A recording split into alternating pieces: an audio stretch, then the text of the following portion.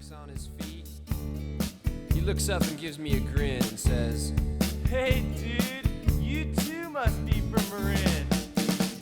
Marin County's A-OK, from Tam to Stinson all the way to MA. Fresh organic veggies in the market every day. The Dennis, Dylan, and NWA. Welcome to the Run TMC podcast. That is the Run the Marin County podcast about basketball in the Marin County. I am Duffy Ballard, and with me this afternoon is a somewhat preoccupied Coach Dave Levine. He's got a big game tonight. I'll let him say more if he chooses, but he is over there nerding out on some scouting footage. I'm going to get his attention, and we're going to do the intro to this week's episode. Well, I also have not one but two cups of coffee in front of me, thanks to you. That is correct. I have a hot coffee that I got from Pete's on my way over here. Again, not a sponsor, but Pete's were available. And I have a nice iced coffee from you, Duffy, so thank you. The yin and yang, we're going to do a cold plunge and then a hot tub at Frogs afterwards. Frogs also not a sponsor yet. Not yet. Are they still in business? I think so. Okay. We can clean this up in post, as they say in the industry. Right. But yeah, we have our San Domenico girls. We have a big game tonight down the road here against rival University. So we're into league play for Bay County's league, and University won the league last year, beat us 4 times. Just a D4 powerhouse. Mary Heil does an amazing job. So this one's been circled for us for a while, Duff. So it'll be fun. Yeah, I saw a couple of those games last year. You guys were right in them for periods of time, and then just a little bit of a shooting drought in a third quarter, and they are deep and they execute. They got a lot of skill players, but you're bringing some strength this year, Dave. We got some new players. We have our juniors are now seniors. One thing, kids, if you're listening, make your free throws. University beat us last year, one of the 4 times they beat us, and I think they were 10 for 10 from the line in the last 4 minutes of the game. We were down single digits, but we started fouling to put them on the line, and they just didn't miss. I remember that's that. the mark of a really good team. That was a home game, and I believe, as I recall, I don't know that they scored a basket they didn't score other than free throws. Other than free throws. Yes. But they didn't miss a free throw and ended up winning the game by, 6 or 8. Yeah. So, yes, thank you for being there, Duffy. That was nice of you to support us. That was, not to go on too long of a tangent, but your half-court defense in that game, I recall, it was just pressure. Summer and Lily, they were just upping people. And Avery, that was a defensive clinic. And that's Mike Fulton. They made their free throws and they won. Yeah. We've talked about this a lot, just with a couple of our interviews this year about how good the coaching is in Marin, right? And the hallmark is defense. And it's boys' side, girls' side, but what you're talking about, that's Mike Fulton, right? That's classic Fulton, just half-court defense, pressure, no middle, really good fundamental teacher of defense. Yeah. And we can hang with anybody. Yeah. Right? Yep. We have also San Domenico boys playing at University today as well. That will be another good matchup. San Domenico has been playing well, although they had to skip a game because of a COVID outbreak. But they could stick with University this year. Last year they did not. And then before we actually jump into our scripted content, Dave, I want to mention that James Shipman, one of my teachers at Marin Academy, he once took our Asian Studies class to Frogs, so we could talk a little bit about the yin and the yang as concepts. Wow, you're getting really erudite here, Duff. Right, and then I also made a stir-fry dish in class. Wow. It's a Marin Academy education. Seriously. Old school style. I'm interested in this. Let's after this, let's talk about your stir-fry. Okay, let's get to our schedule here, Duff. We've got a lot to cover. Well, first of all, thanks to our listeners for hanging with us during our week of interviews. We were excited to get those out to you. Interviews we've banked over the last couple months. A lot of fun to talk to these amazing people. We have more to come, then we'll talk about that. But in the meantime, we're now in league play, right, Duff? Both the MCAL, Bay County's league, everybody's in the middle of league. In league, and at least for the MCAL, they were less than a week in, but also less than a month away from the final. I was looking at the schedule today, They have not yet expanded the number of teams that are eligible for the playoffs, but I did put a phone call into them today, Dave, just to see if there was any possibility. And maybe we'll have the Woodalls on our podcast sometime, just to talk about MCAL. They've been involved for a long time. But yeah, less than a month away. So let's swing into some updates. It's been exceptionally competitive, and I don't know if people are changing their mind about the home and away change, because all the games that were supposed to be blowouts so far have been tight, at least on the boys' side. On the boys' side in particular, yeah, there have been some close games. I'll hit the girls' side, and then you can talk on the boys' side. But the intensity of these games, and Mike Sy, I think, said this in the IJ article. Our friend Derek Wilson wrote a great article about the MC game that you'll get to. And Mike said, with this new schedule, every game is like a playoff game. Yeah. And you can see that in the results. So I'll hit the girls' side. So we're off and running. I already mentioned our Bay Counties League. Our San Domenico girls beat Urban handily last week in our first league game. We have University today. Marin Academy's off to a good start as well. On the MCAL, a little bit of an upset last night. Archie Williams beat Branson in a close game. That was a great game. It was a great game. And Archie looks a lot better, executing better, taking care of the ball, and really tough on defense. Awesome. Zach Wally does a great job with that team. TAM has been really strong this year, the TAM girls, and they beat Terra Linda handily last night. TAM is certainly in the playoff mix, and had an amazing double overtime game against San Marin in their first league game that I think San Marin, they beat them in double overtime, though. Great game. Redwood beat San Rafael last night. Redwood is really hitting on all cylinders, and I actually, next week, I have a quick interview that I did with Zach Barillo, Redwood's coach, to do a bit of an update on the Redwood team, but they're looking very good. They're on, I think, a 10-game winning streak, looking great. And then Marin Catholic beat San Marin last night, and Marin Catholic also hitting their stride. Ashley Syed, we've talked about her a lot. They've got a very deep team. So I think MC and Redwood continue to be kind of the class of the league, and then you got San Marin and TAM and Archie and Branson and these other teams, Santa Fe, these other teams that are kind of knocking on the door. In the mix. Certainly in the mix. And then speaking of San Marin, Tony Butler, our good friend Tony, he's an awesome guy. He's the head coach of the San Marin girls. He previously was a boys coach for many years at San Rafael. He's one of the founders and or one of the early guys at NBBA. He sent us a quick voice memo that we will play right now with just some thoughts on his San Marin girls team, which is in a rebuilding year, but they've got a fabulous future ahead of them. So let's hear from Tony about the San Marin girls.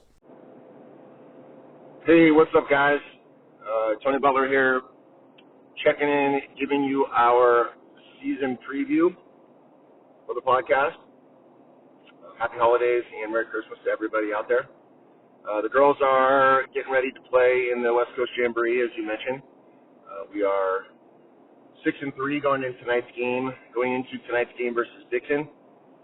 We are a super young team. We returned less than 4% of our statistics. So we are learning on the fly. We have two seniors, one of which played last year. So we are figuring it out as we go. That being said, the girls are super bought in. We had a very successful JV team last year. We got a number of girls that play around the calendar, so it is not a complete restart in terms of basketball. But we are getting some road bumps along the way, which is expected, but the girls have a great attitude, and every day at practice and in the gym is a lot of fun, and we're getting to where we need to go. As far as leadership goes, Quincy Dean, she's our leader. She's got the most experience on the floor, her along with Emma Rogers, senior. Quincy's a junior, Emma's a senior. They are captains and leading the way. We're getting contributions from a handful of other girls. Amaya Sims, a junior. Angela Stickle, a junior. Abby Bartolo, a sophomore. And a couple of freshmen, Brianna Nottingham and Delaney Butler are getting a lot of run. Gianna Garbarino, another sophomore. So as you can see, we are super young, and it's just about experience right now. In every game, it seems to be something different that we can learn from and improve from. So looking forward to the season. and checking back in with you guys soon. Be good. All right, cool. So should we move to the boys, Dave? Yeah, and I'll just say real quick. So since that time that Tony recorded that, they were 6-3 going into that recording. That was a couple weeks ago, as you could tell. They're now 12-5. So since that time, they've had some great success, had good performance in the West Coast Jamboree, and certainly in the playoff mix for the girls' side. Yes, take it away, Duff, on the boys' side. All right, so last night, Marin Catholic beat San Marin in a close game. Marin Catholic also got a close win over Redwood in a non-league game over the weekend. And I think they might have been provoked by the fact that they met a very hot shooting Archie Williams team last Friday night. And we shot the leather off the ball against them, Dave, and had a great win. Unbelievable win for you guys. I think you said, Duff, you guys were, was it 12 for 18 from 3? 12 for 18. And 18 assists, only six turnovers, a couple extra ones in the very final minutes. But anyway, MC has really turned it around. Joe Hammond, who's just been eligible and back from injury, playing great apparently. Charles Williams has been putting up some big numbers in games. So they look tough. And then Redwood, as I mentioned, did have a close game against MC that they lost, a close game against Branson, non-league last week that they lost, and they beat San Rafael by 2. And so that brings us to a San Rafael update from our friend of the pod, Steve Tornello. And this is great, Dave. He set it up so that it is questions that I ask you. Oh, wow. Okay. Listeners, I have not seen any of this. Yeah. All right. Do you know how many buzzer beaters there were in the NBA last season? Total. 22. 17. That's a pretty good guess. 1,230 games. That's 1 for every 72 NBA games. Okay. The year before, 1 out of every 89 games. So, San Rafael, as we've noted on this podcast, Rock Fight City, yes. They've had some tough games, including against us at Archie. How often have they lost on a buzzer beater? Every third game. Very good guess. At this point, because they lost not on a buzzer beater, but by missing a buzzer beater to Redwood, it's 1 out of every 5 games. I'm doing pretty well. You're doing pretty well. So yeah, tough luck for San Rafael, but that means they're hanging in games. They're in games. Gio Brivelli averaging 23 a game. Wow. Really tough cover.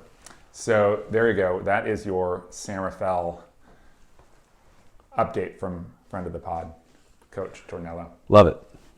All right. Okay, moving on. So Tam beat Terra Linda in another close game. Tam is now 2-0 after a win over San Marin last week. So they are looking great. Play very tough defense. Prior to that, Terra Linda had a couple of guys that were out, and they played against San Domenico at San Domenico. You and I were both at that game, Dave, and San Domenico boys looked great. Yes, they did. And after that, friend of the podcast, Johnny Kearns, gave us a little update, so we're going to share that. He had a quick interview with Coach Baker. Take it, Johnny. Take it. Okay, I'm here with Coach Baker against TL versus San Domenico. Tough day today. Starting out, Chase Adelman being out sick. Tough game. TL loses 71-46. Thoughts on today's contest, Coach? Well, they played well. They shot the ball well. We wasn't full staffed. Our guys wasn't really playing as a unit today. I mean, I think without Chase, who's a starter and puts up pretty good amount of our points. Second leading scorer. Yeah. So it made a huge difference. David as well. We have a kid on our team, David. He used to put about 10 to 15 lately in the last 3 or 4 games. He was out. So, we've been behind, I would say, I guess, I don't know. I mean, we didn't have what we needed to win today. I mean, and they shot the ball well. So Yeah, San Domenico looked like they were fresh. Shot the 3-ball well. Thoughts on your guys? It looked like you were talking to some guys about not getting a little 3 happy and taking it to the hole. Correct. Did I read that right? Yeah, I mean, what we want to do is ideally, we don't have a great amount of shooters. We don't have a great amount of shooters, but, we get to the basket fairly well. I think, and that's what gets us going in the end. I said it helps open things up so where the guys that can shoot the ball is able to shoot it, and today we didn't do that today. Yeah, understood. All right, Coach, moving on. Thanks for talking, as always. All right, my man. All right. Thanks, Johnny. Duff, I will say, Johnny, thank you for repping the pod. Every time I see him at a game, he's wearing his Run TMC shirt. He sure is, yeah. So we appreciate it. Awesome.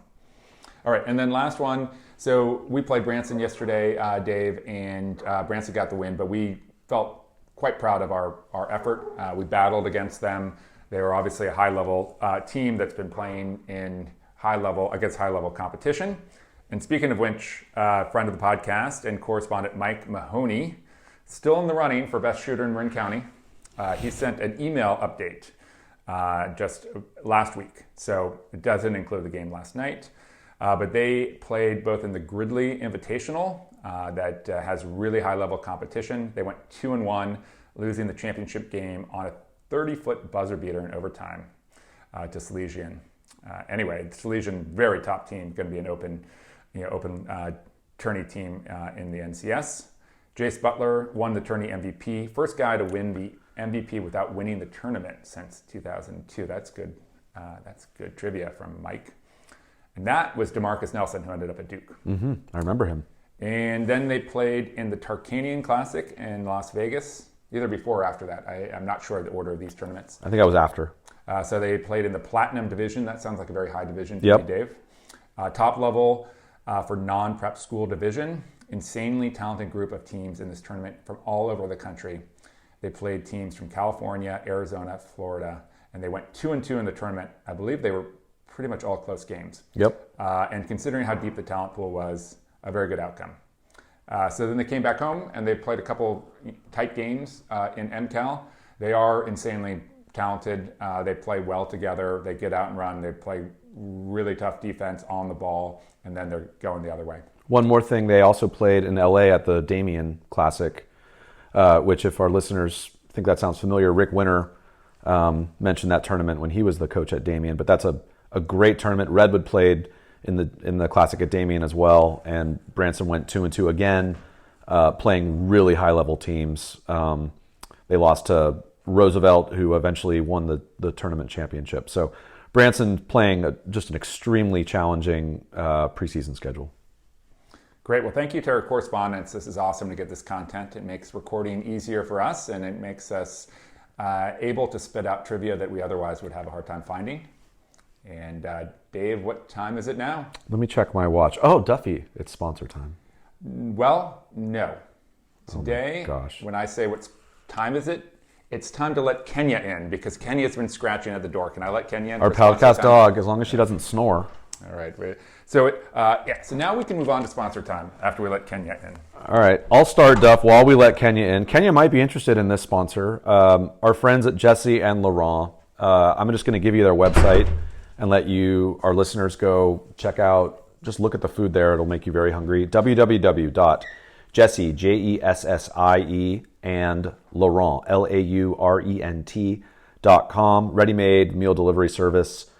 Outstanding food, convenient, just a great company. We're very honored to have them as a sponsor. Thank you, Jesse and Laurent. Indeed, it's not too early to start to plan for your NFC Championship party and or your Super Bowl party. Don't jinx anything. Don't jinx anything. I can't wait to see the Tampa Bay Bucks return to the Super Bowl without Tom Brady. Two unnamed NFL teams will play in the NFC Championship game. Okay, who's our other sponsor that we're going to talk about today, Duffy? We love the Hub. And I'm just going to say that if you have a pregame, if you say, for example, you're going to go see Redwood play, Archie play, San Domenico play, there's always a great environment pregame at the Hub. You might catch Jerry Bugas doing a little pregaming himself if Archie's playing. And just an atmosphere of people that are doing different things at the Hub. They might be doing something social with the family. They might be at the bar watching a game. But you're pretty much always going to find someone who's got a friendly face at the Hub, not to mention the great food. Absolutely. And milkshakes. So thank you, Hub. Before we move on from the sponsors, Dave, just to note that starting next week, we will be looking at a sponsorship pledge drive because our sponsors are running out the clock on their ad placement. So we'll see what happens. We will see what happens. Just a preview of a coming attraction, a pledge drive. There you go. Little foreshadowing for you. Cool.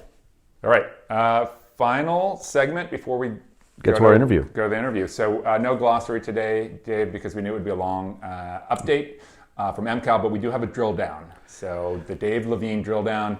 Drill of the day from Dave Levine. So this one came up about 10 minutes ago. I was just mentioning to Duffy that yesterday I introduced a new drill to our team. It was a shooting drill, and our girls really liked it, so I thought I'd share it. I found it online that a coach who I like mentioned that he uses it. We'll call it 40 baskets, but you can call it whatever you want. But basically you have 5 shooters in the 5 spots: baseline, wing, top. We had our kids shooting threes, our 3-point shooters shooting threes, and then if you're mid-range shooters, you can obviously shoot from the mid-range. So 5 shooters. Everybody else is a rebounder. So we had 5 shooters, 5 rebounders, and 4 basketballs. Put 3 minutes on the clock and just have the kids shoot. And so it's a little bit of chaos, right? You've got basketballs bouncing around. You got to find the open player. It's a catch and shoot drill. Every 10 or 15 seconds, the coach will say rotate, and the players just rotate clockwise. So they're moving one spot clockwise, and just basically see how many baskets you can make in 3 minutes, right? You have somebody at the scoreboard. I was at the scoreboard kind of keeping track. Our girls did great. I think we made 75 shots in 3 minutes, which was awesome. So now we have that as a benchmark. So the next time we do it, let's beat 75. Thought it was a really fun drill. Got a lot of shots up, a little competitive, a little bit chaos, communication.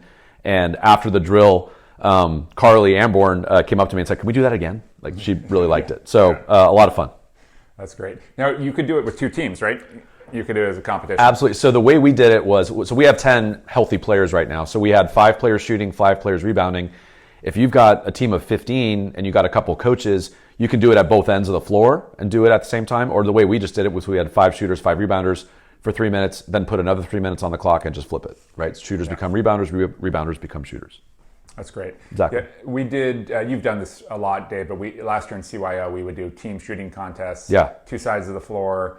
You have 2 balls, or maybe you have 1 ball, depending on the number of people you have. And you have 3 people and 4 players in the corner. They got to make 3 in a row there, or 2 in a row, or 3 total, and then they move on. Yeah. And you got 2 sides going at the same time. But the pressure shooting is important. I think, especially on game day, it helps. And then the reps. Russ has had our guys doing, we did it in the walkthrough before our game against Marin Catholic last week, team shooting competition where 2 balls, you got 5v5 on either side of the court. A guy's dribbling down, getting into the lane, pivoting, kicking back out to shooter, and then you're just rotating through. So everyone's moving, moving to the shot every time as opposed to static. Standing still, exactly. And just a lot of shots up. And you do it for 2 minutes, and you're just doing a competition one side versus the next, the upperclassmen versus the underclassmen, that sort of thing. So this is a good segue into our interview, if I may, Duff, because we have Dave Granucci. So this is episode 20. We've done more interviews than 20. We have a few banked. I've loved every single person we've talked to. I've loved every single interview.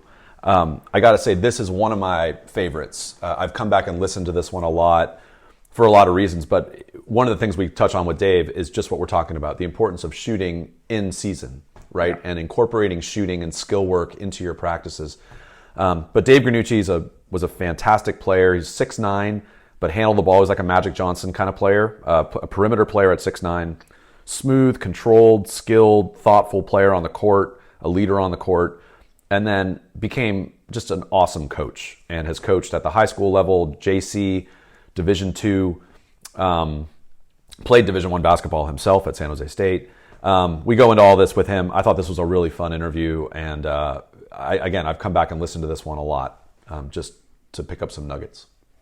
I have not, Dave, come back and listen to it very much, but I anticipate doing so in the near future. But I have looked through my notes, and I took more notes during this interview than I think any other one, which probably speaks to the level of engagement. Yeah. And really fun conversation, as you say. And then we went and had lunch afterwards and continued the conversation at lunch. So yeah, this was great. Dave is amazing.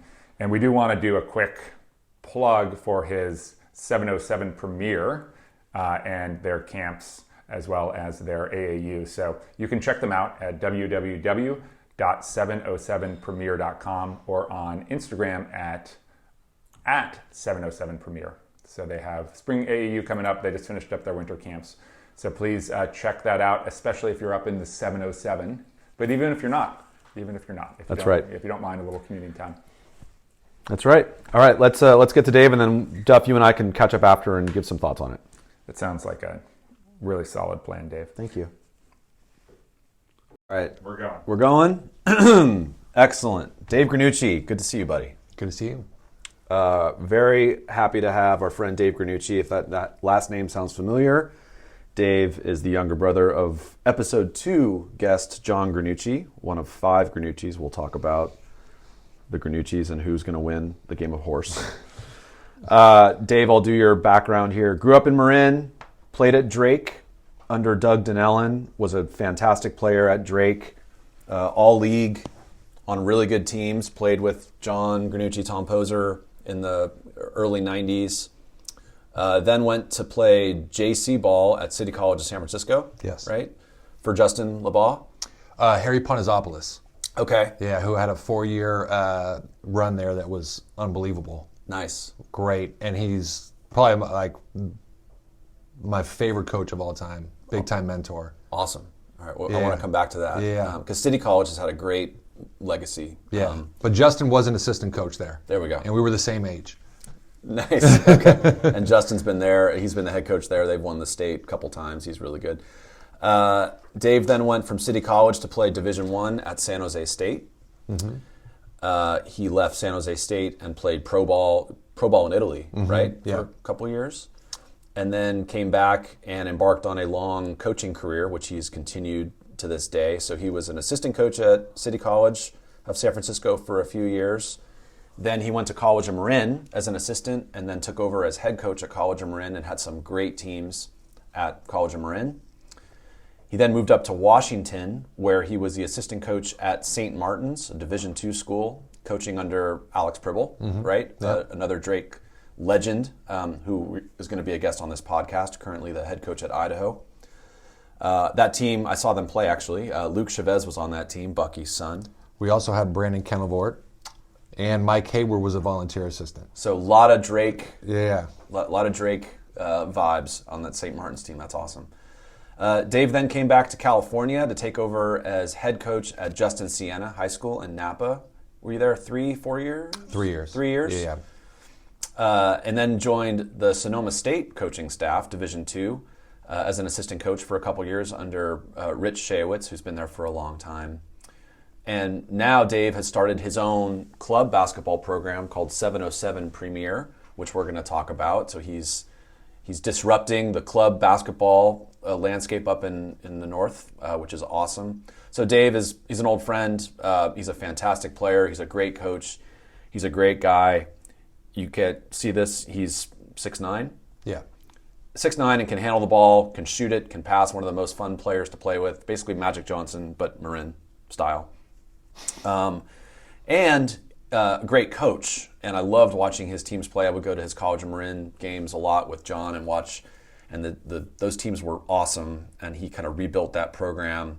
And you're a really good recruiter. I want to talk about that. We always find it's interesting to talk about the recruiting process. So, Dave, let's talk about you developing as a player. So, you grew a lot in high school, right? Or when was your growth spurt?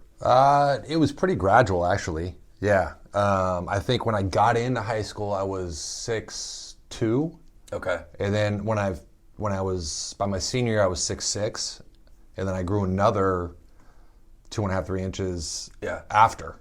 So it was never like, I never hit a spurt where I grew like 5 inches in the summer or something like that. Yeah. Okay. Yeah. So were you always a good, because I remember way back, like when Duffy and I used to work out with the Fultons at Fairfax Pavilion, you were there, you were tiny, you were just a little kid. Yeah. You could always handle the ball, you could always shoot it. Yeah. So as you started to grow, did you get pressure from your coaches like, hey, you got to get down to the post? Or because you always seemed like you could handle the ball, right? Yeah. So how'd you manage that? I was lucky. My dad was my coach. So he coached us in CYO all the way up from 3rd grade through 8th grade. Obviously, we all had great coaches and camps Sure. around this area. Yeah. And what my dad taught us every day in practice and emphasized was just basic fundamental skills. So there was never, I mean, it wasn't like he was like this guru that understood positionless basketball, but it was just like, hey, you're whatever size you are now, who knows what's going to happen in the future? Let's teach you the basic skills of ball handling, passing, shooting, playing different positions. So that's how we were all taught the game. So like every one of those kids that played with us in CYO, when they went on to play high school, they all had the ability to step out, whether they were tall, do different things skill-wise because they were taught those basic fundamentals at a young age. So that's kind of how it started. And I just felt really comfortable away from the basket, at least facing the basket. Yeah. Even as I grew and got got put into a position where I had to play a power forward center position. A lot of what I did as I got to college and beyond was kind of a point forward. They'd run a lot of offense through me, not to essentially finish the play, but to lead, the assist or the hockey assist to run the offense. So I always felt more comfortable facing the basket, and I think it has to do with the fact that when I was younger, we were taught those skills, and then when we would go out and play in our backyard, it was I wasn't working on post moves, I was working on shooting. And we would play one-on-one, and it was always facing the basket. So I think all those different things. Yeah. So when you were growing up, and that's cool. I forgot that Ron was your coach. I mean, how did you get better, do you think? Was it from playing pickup at the Drake Outdoor Courts? Was it working on your skills by yourself? Was it playing one-on-one with your brother Greg and your brother John and your sisters Anj and Mare? Yeah. What do you attribute to how you developed such great skill? I think it's all of that. Yeah, I think if you break it down, so like John and I talk about this all the time, and I think he brought it up when we were talking to the Archie Williams kids about how playing against those older guys, where you're going to get beat up, but you're also learning how to play, and you're also going in and playing a role. So you have an understanding of like, hey, I'm not going to come in here and shoot every shot. I'm going to come in here and I'm going to defend. I'm going to rebound. I'm going to not turn the ball over. Yeah. So these guys trust me. Yeah, and I can stay on the court. Yeah. So there's that part of it. I went through a phase where I was kind of when this was younger, probably before junior high. I was kind of better than everybody. And then what I found as I got to junior high is the kids started to grow. I wasn't growing like I was before. I wasn't the tallest kid anymore. So people were catching up. They were catching up. They were getting better, and I realized I gotta start working on my game. I can't just bank on the fact that I'm better than people. So I started every night. I'd come home and I'd be in the backyard working on ball handling. Yep. I'd take the Lavin camp had a booklet of different drills to do for in the off season. I'd take that booklet and I'd do every drill that they had, and I saw myself improve. So there was that. My oldest brother, Greg, who was probably the least talented out of all five of us, got the most of his ability. Yeah. Because he was up at 6 a.m. during the summer, opened up the Drake gym, worked out, and then he'd work the camp. Then he'd play in the summer league. He'd run the summer league as far as opening and closing the gym. Yeah. So I learned that work ethic too. So I'd go in the mornings with him, and a lot of times I'd rebound for him. He wouldn't let me work out with him. It was more of me rebounding and fetching the ball. But I learned that like, all right, I gotta work on my game. Like this guy's in college. He started at Sac State when they were Division II, then went to Sonoma State. Yeah. But he worked his tail off. I remember. And I learned then that like I need to start working. Yeah. And I needed to spend time on my own working on my game to gain confidence. I need to continue to play with the older guys just to learn how to play, get tougher, stronger, and then we would play in the backyard 2-on-2, and that was usually. Who were the teams? So it was me and my sister Meredith. Yep. Meredith played 4 years at Drake. Was tough as nails, dive on the floor, all that stuff. She was great. She was super competitive. So it was me and her versus Greg and John. Oh, wow. And Meredith would have to guard Greg, and Greg's built a little bit different than us. He's strong and sturdy, and we're all kind of long and lanky, and he would. I mean, he wouldn't let up on her. No mercy. No. And I don't know if we ever finished a game. It always ended in a fight. and then Angela, our youngest sister, would be out, like she would stand outside of the court, right? So if we ever lost our dribble, we could throw to her to get it back. She's a safety valve? Safety valve right there. Yeah. So she would just sit there and then throw it back. And it was, I miss those. Those days were awesome. I mean, it was a small court, you know. Yeah. I don't know if you've been to that. Yeah, totally. Yeah. But it was... we looked forward to it. It was a blast. We loved it. Those. It taught me a lot, you know, because you're working in a small space too, so you have to be efficient with what you're doing. Totally. And then just competing, the physicality of it, because it was just. Yeah. I mean, it was no fouls were called. We were beating each other up, you know. You guys all know how to play, and we talked about this with your brother. You know, it's interesting. It's really unique. It's not unique to have a big family of 5 kids. I think it is unique that all 5 of those kids play the same sport and they're all really good at it. Yeah. I mean, that's amazing when you think about that, right? I mean, totally. Everybody's got their own interests. Everybody's got their own profession. You all played basketball. You were all really good. You all played multiple years of varsity on really good teams at Drake. I mean, that's pretty cool. It is cool. And the funny thing about it is my dad never played. Yeah. My mom played. I think John told you the story a little bit. But my dad had a real passion for it. Like he really did. Like we'd come home. He was a big Celtics fan, so we watched the Celtics. And I think I actually kind of give a lot of credit to my oldest brother Greg, because he kind of paved the way a little bit in that he got really into it. Yeah. And I think that just kind of bled down. That set the tone. Yeah. Because it was kind of, you know, I remember when he was deciding which high school to go to. It was kind of like whatever high school he decides between Marin Catholic and Drake, we're probably all going to go to that same school. Right. You know, and he chose Drake, so we're just kind of like, all right, we're all going to Drake now. Yeah. You know, so it was we kind of followed that path, but we all played, up until 8th grade, we played every sport. We swam, baseball, soccer. Yeah. You know, we did everything. Yeah. Yeah. Yeah, very cool. So when you get to Drake, when you started playing for Drake, had Doug taken over or was Pete still there? Pete Hayward. My freshman year, I played freshman. Pete was still there. I think it was it Pete's last? No, I take that back. It was Doug's first year. Okay. My freshman year. But Pete was helping him out. That's right. Yeah. He was the assistant coach. Yeah. And Paul Trevor and Mark Lewis, both Drake guys. Awesome. Great guys. Amazing. Trev's obviously had Stanislaus. Yep. Doing a great job there. They were our coaches, our freshman, my freshman coaches, and they were unbelievable. Paul Trevor, would like to get him on. One of my favorite people, amazing coach at Cal State Stanislaus, as you said. Just a great inspiration for people.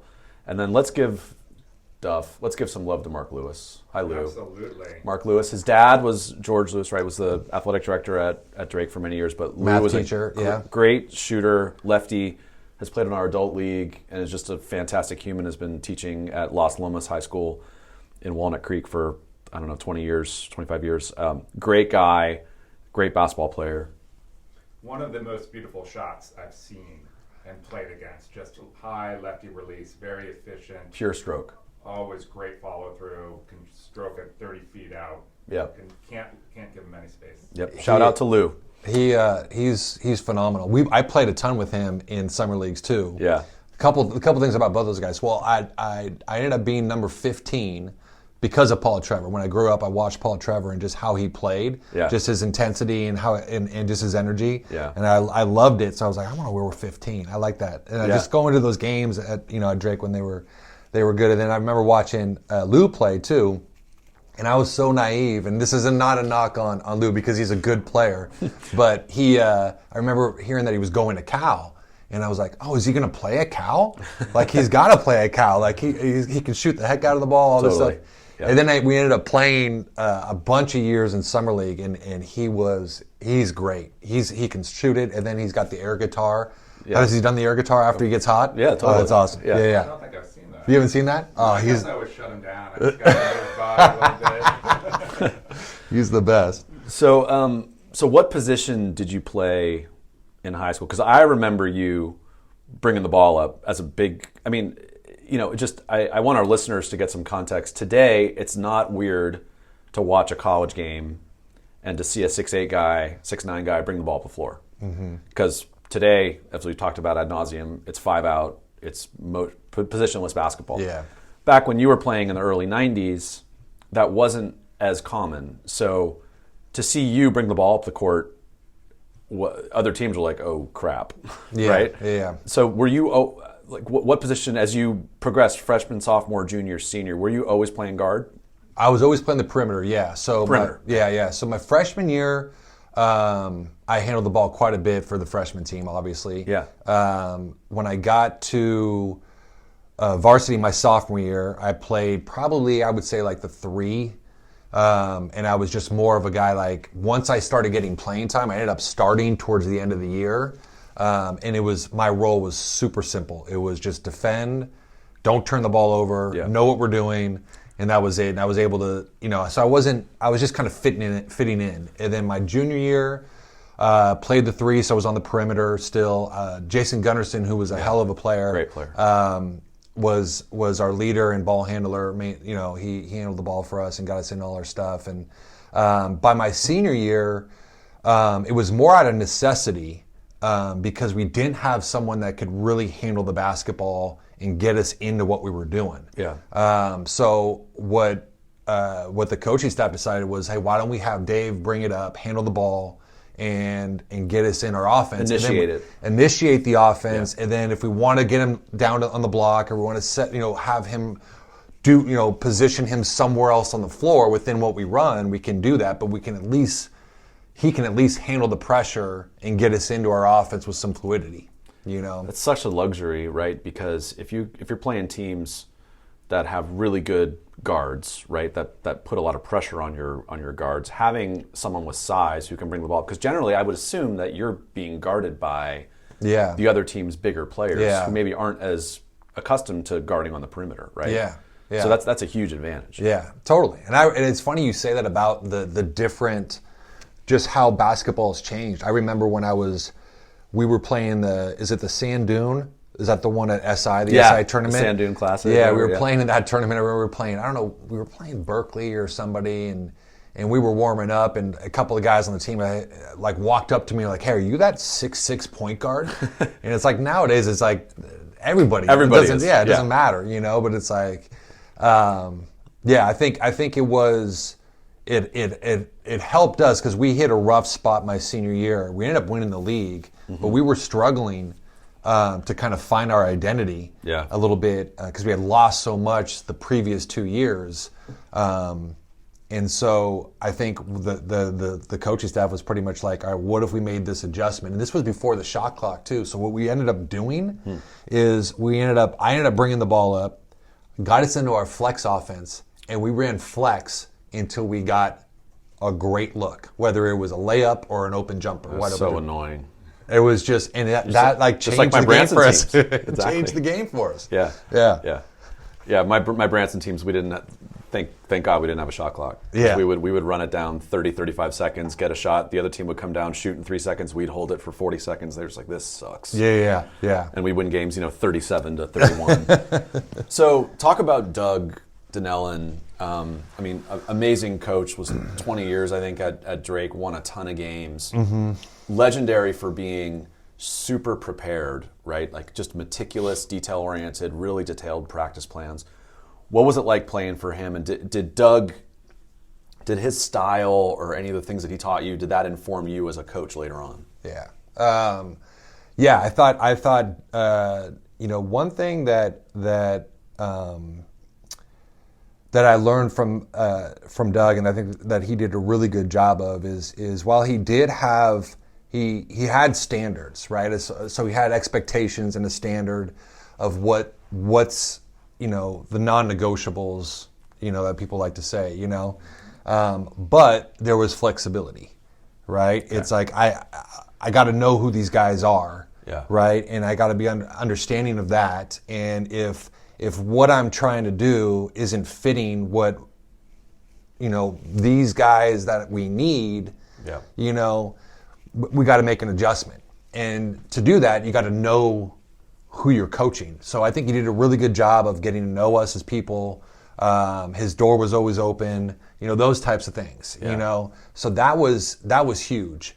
And then he didn't, he was definitely ultra prepared, like every single day, every single game, super detailed.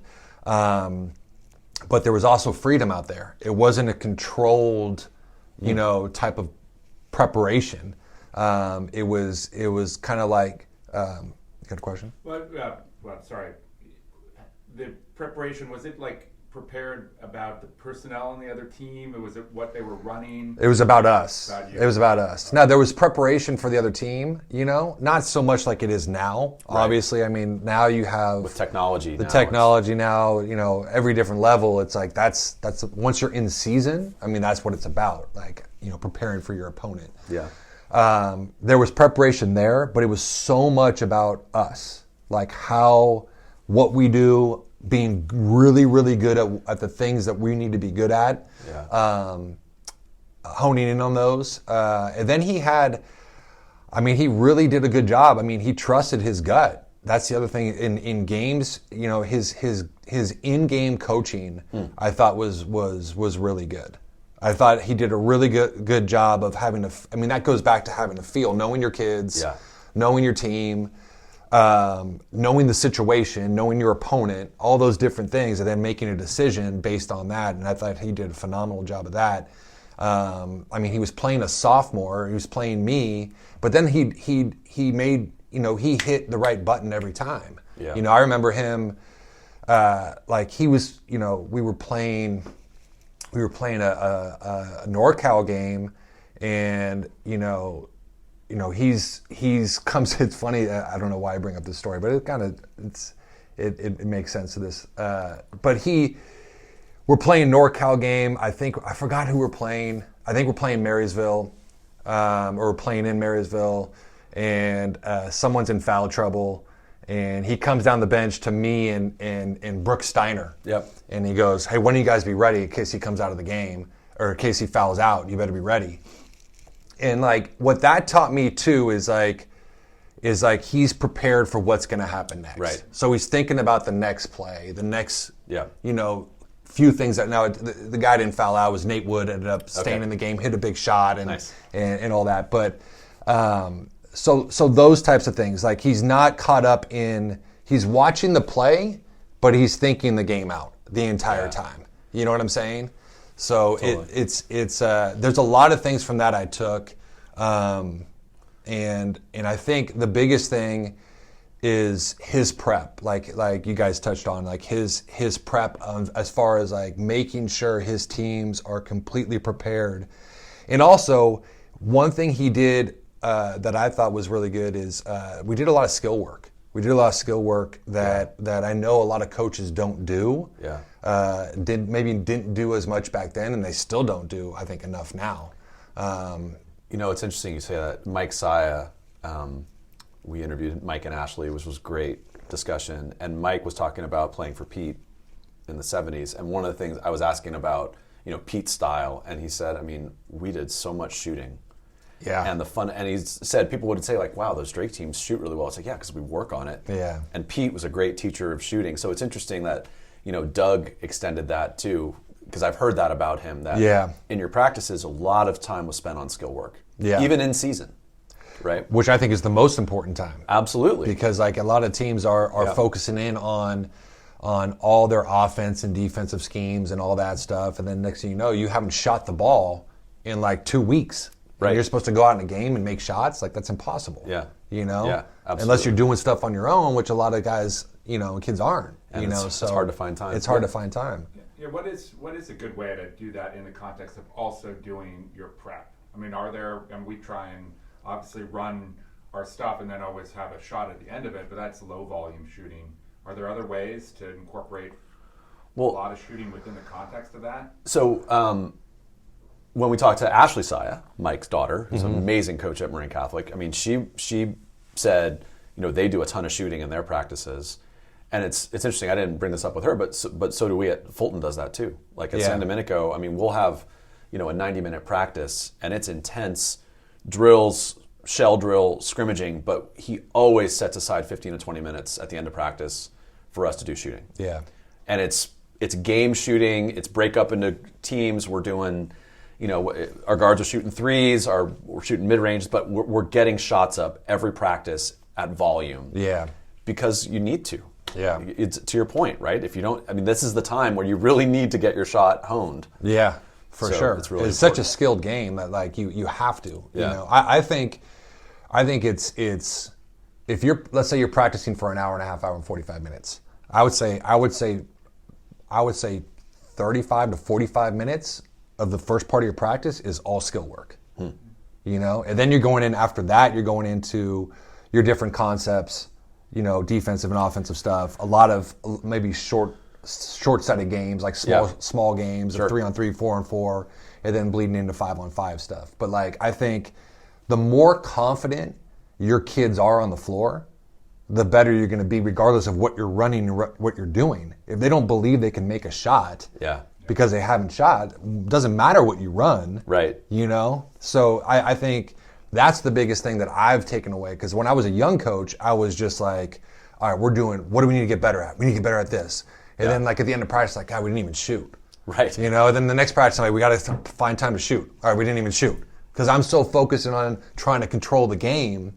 Totally. Right? I need to let go of that and let these guys feel confident, feel good about themselves, feel comfortable, feel prepared, because they got to make plays. They got to make shots. Yeah. It's funny you say that. The two things that my self-reflection on when I was coaching a couple of years ago versus now is exactly what you said. I would spend so much time working on these concepts and not just do skill work. That's one thing. Yeah. And two, I used to do a lot of 5-on-0 stuff, or as Tyler Gaffney says, on-air stuff, where we're running our offense 5-on-0 or doing drills without defense. Yeah. I find that as I get older, it's not very useful, right? Yeah. You got to give the kids exposure to playing against live defense. So that's why I love short-sided games. I love 3-on-3, 4-on-4. Yeah. So more skill work and more live playing against defense. They got to play. They got to play. The kids don't play enough. They train with a trainer. Exactly. Right? Yeah. Or they play club ball, right? And that's pretty much one-on-one. They don't play enough in a team concept, right? Yeah. So like you gotta teach without. Now the hard part about that, and this isn't a knock on coaches because it's hard. You gotta, like, you're now teaching concepts. You're not teaching within your system, right? So you have to really, really understand the game. Yeah. To coach in a 3-on-3, 4-on-4, 5-on-5 setting. Yeah. So a lot of coaches want to control it because they only know what they know. And I also kind of agree with that, because you got to be confident in what you're teaching. If you don't feel confident in what you're teaching, you're going to lose your kids. Yep. They're not going to trust you. Yeah. So I it's the same thing, Dave. Like I remember my first year at College of Marin as a head coach. I grinded these guys. Yeah. Like I grinded them so hard. By the end of the year, we were 16 and 7 with 3 games left to go. And I think they were all at home. We just had to win 1 game to make the state tournament. We lost all 3 because they were just tired. They were just burnt out. Yeah. Complete. And I left that off season I spent just going, I can't do that to these kids. Like that's on me. We lost because of me. Yeah. We lost because my own fear of losing, to make sure that we were prepared, or I could control every little thing that was happening. These guys, they were done. They were spent. Well, you absolutely can overcoach, right? Not you personally. Yeah, for sure. In life, we can overcoach, and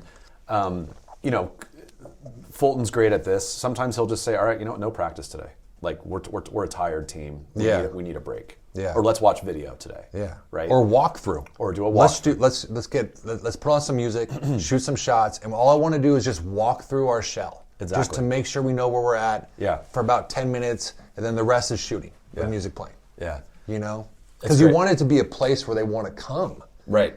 That's the other side of it too. Like hey, I'm excited about practice. It's got to be fun. There's got to be some fun. It's got to be like I started to once I figured that out, I still wanted a little bit of like them on edge. So I want a little bit of like fear, not fear as far as like I don't want to make a mistake, but like I don't know what this practice is going to be. Yeah. Because we wanted to make sure it was physical and hard. Sure.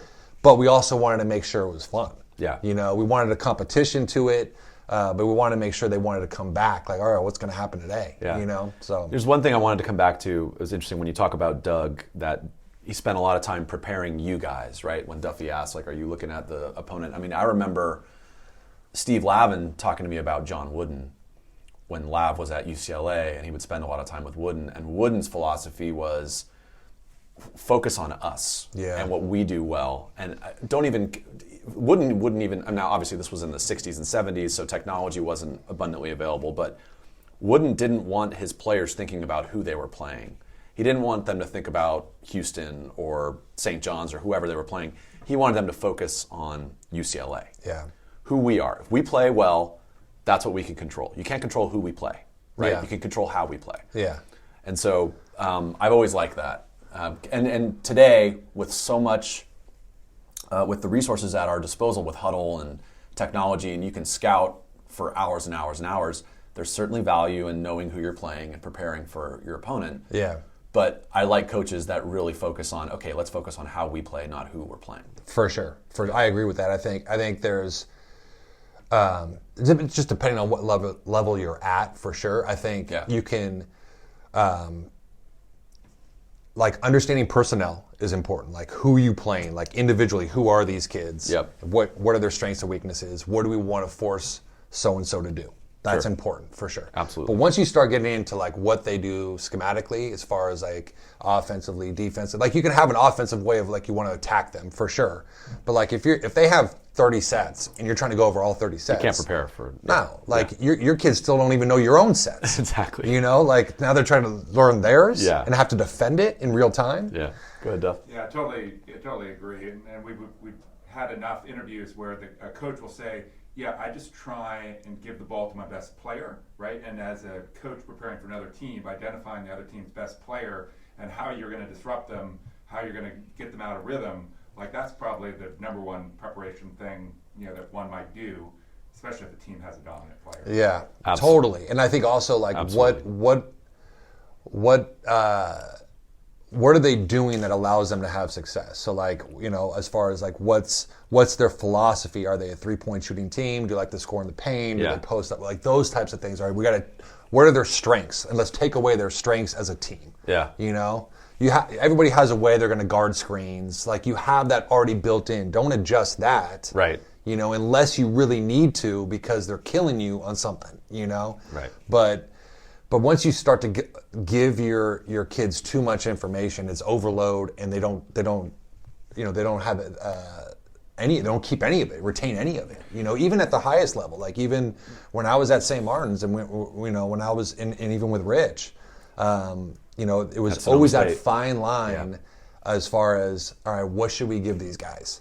You know, and you know, both are different. You know, Rich at Sonoma is like, hey, personnel 3 clips.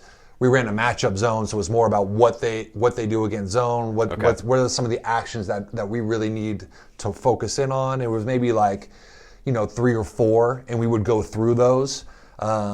And then with Prib at St. Martin's, it's more of, you know, he wants to know kind of the sets that he thinks were more man-to-man based teams. So it was more of like, what sets are going to hurt us, right. And then really personnel based, like, who are they personnel wise? What are the matchups we need to worry about? Yeah. Because especially later in the year, everybody knows everybody. So now those scouts become just all personnel based. Like, we know who they are, especially if they're a league opponent. You know, it's like, who's playing well right now? Where are they getting their buckets from, and how do we make it hard on them? You know?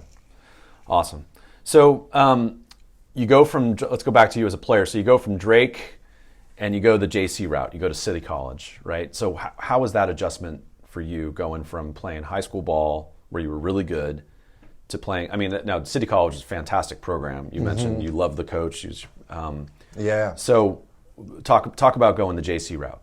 Yeah, so I mentioned earlier that Justin LeBall, who's the head coach there now, we're the same age. So the reason that is, or how that came about, is I took 2 years off after high school. So I was hoping, like all these high school kids are, to get some sort of offer in something. Yeah. And nothing happened. You know, I had some interests, but it never materialize for me. So I was kind of lost after my senior year. Yeah. So I didn't play basketball for 2 years. I didn't go to school for 2 years.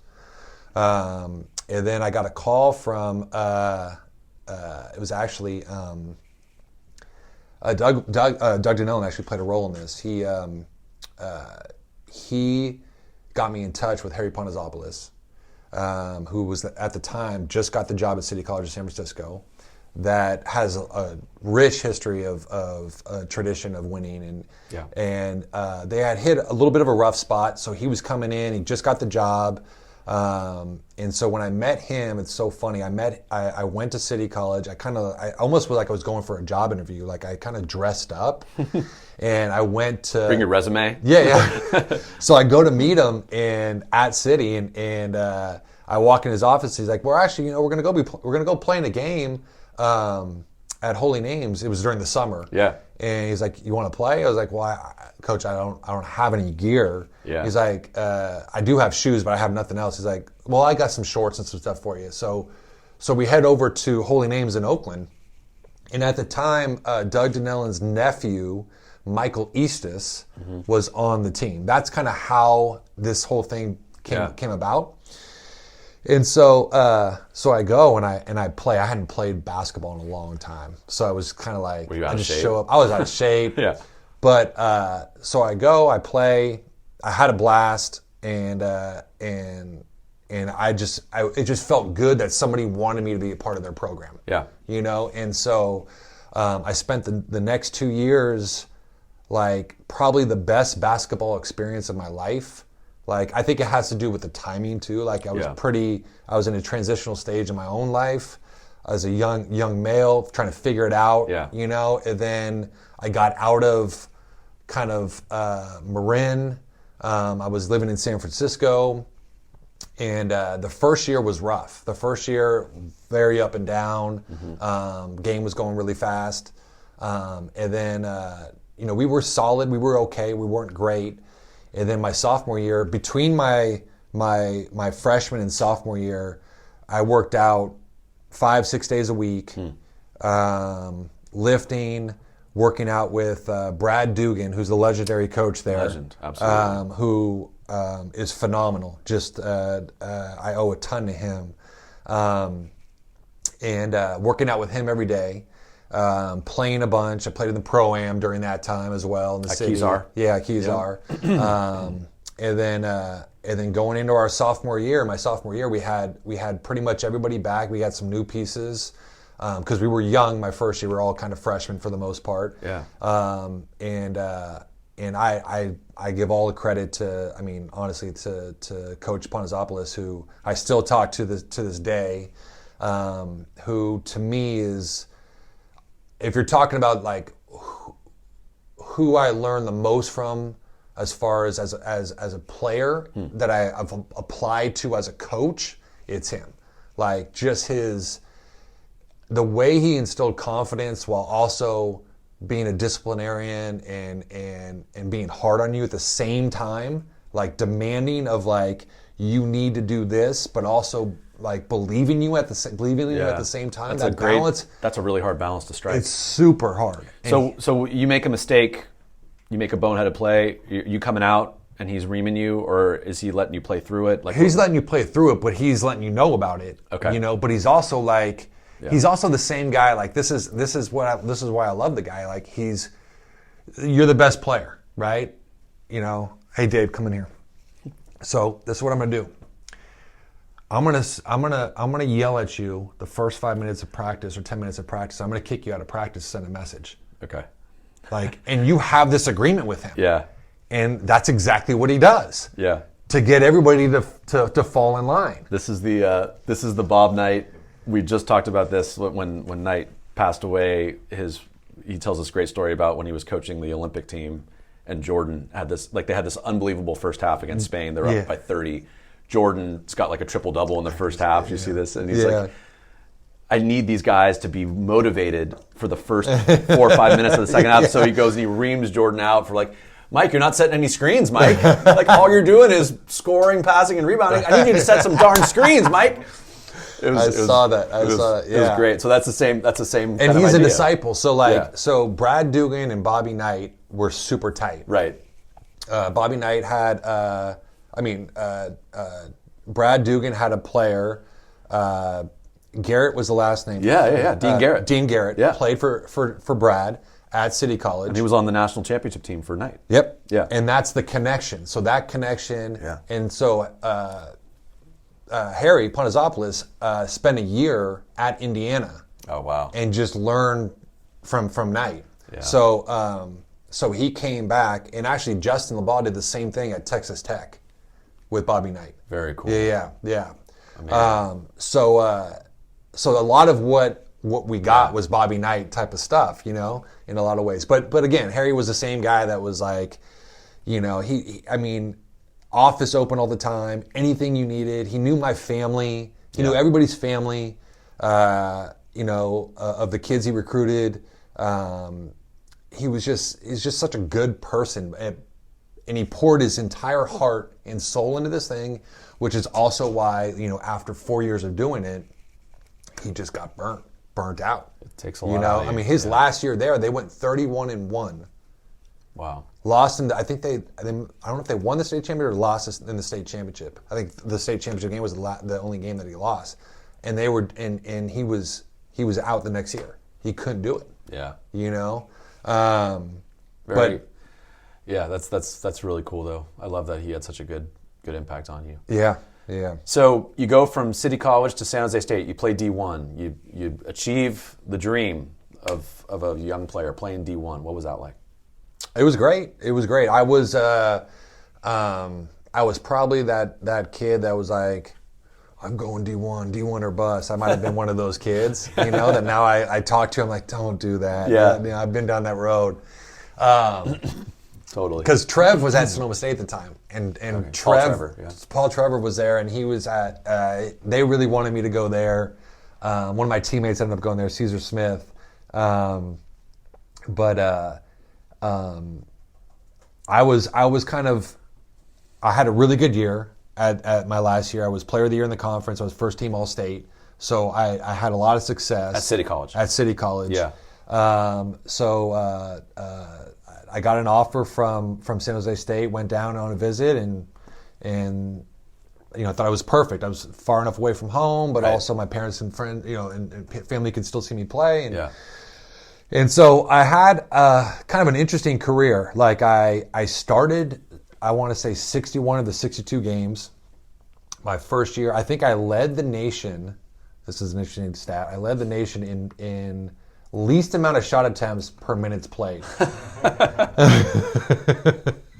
Sweet. So it was the talent was ridiculous. Like it really was. So we were in the WAC, but at the WAC that time that time of year was Fresno State. Okay. Fresno State, Hawaii, Tulsa. Those teams were all ranked in the top 25. And then you had, Louisiana Tech was in the league. UTEP. That's right. TCU. Oh wow. It was a weird Boise. Yeah. It was an interesting league, So it was athletic. It was fast. It was talented. It was well coached. Got to play against Tark. Jerry Tarkanian. Did you play point guard? No. So I played kind of power forward. Okay. And this is kind of what we were talking about earlier is what we did is we ran the offense where I was more of the distributor. Okay. So they would run a lot of stuff with me at the high post. Right. And kind of create from there. Yeah.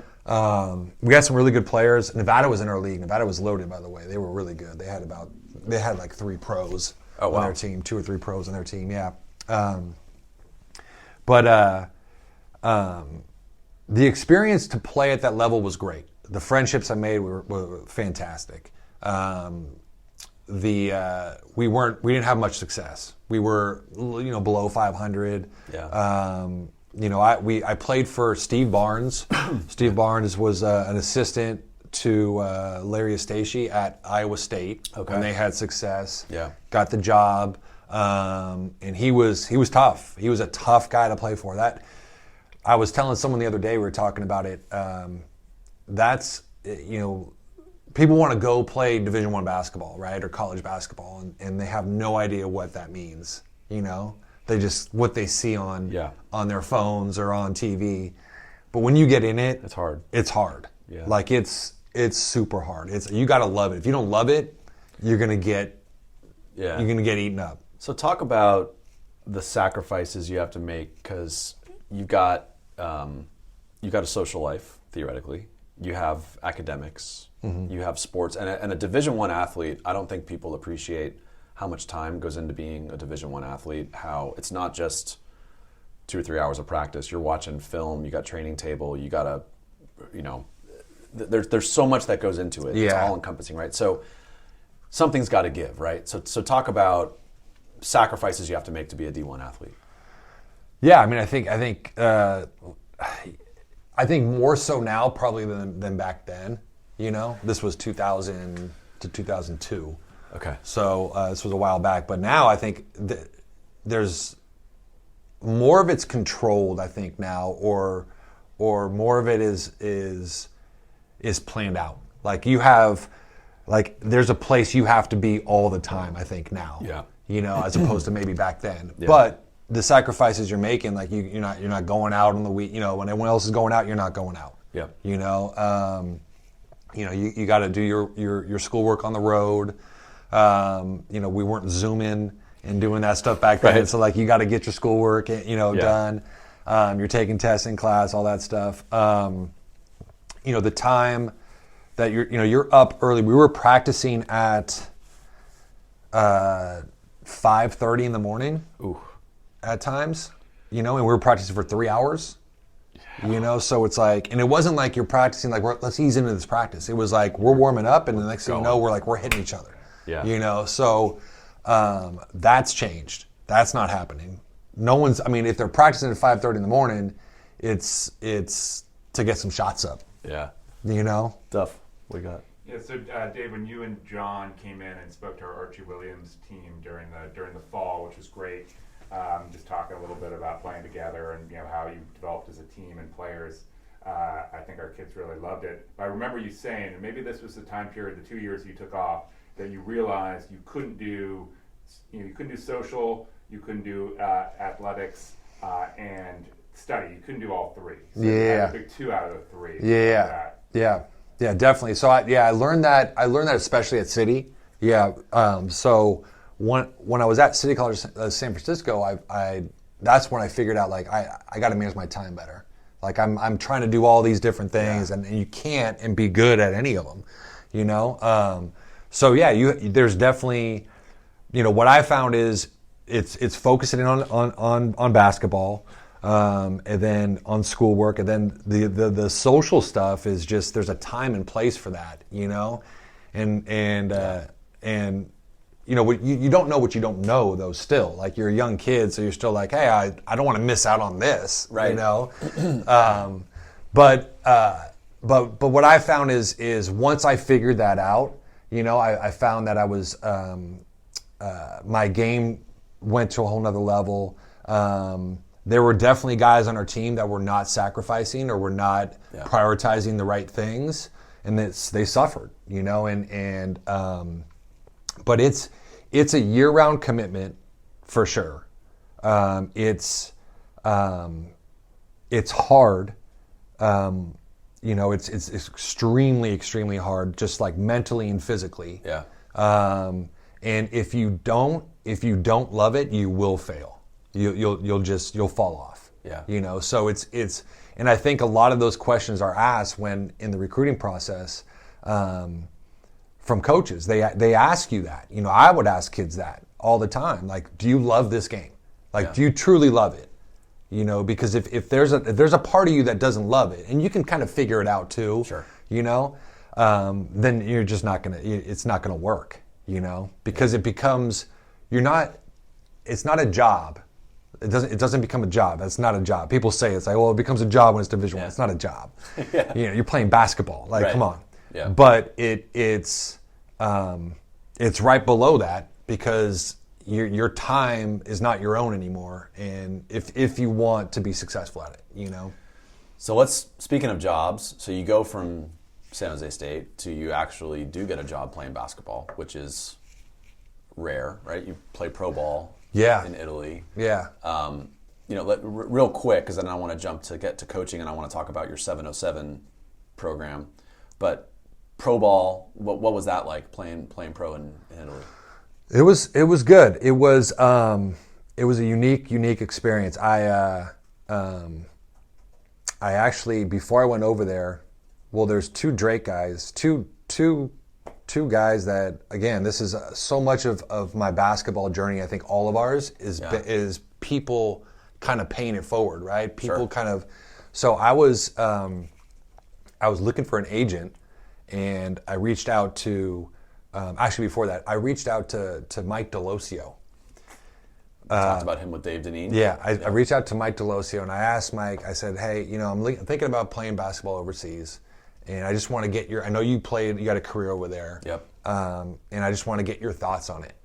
And he was pretty honest with me. He was like, "Look, it's not what it's cracked up to be. Like, people want to do it, and that's great, and there's a lot of good things to it, but like, you're on your own. You don't speak the language. Yeah. You're practicing twice a day.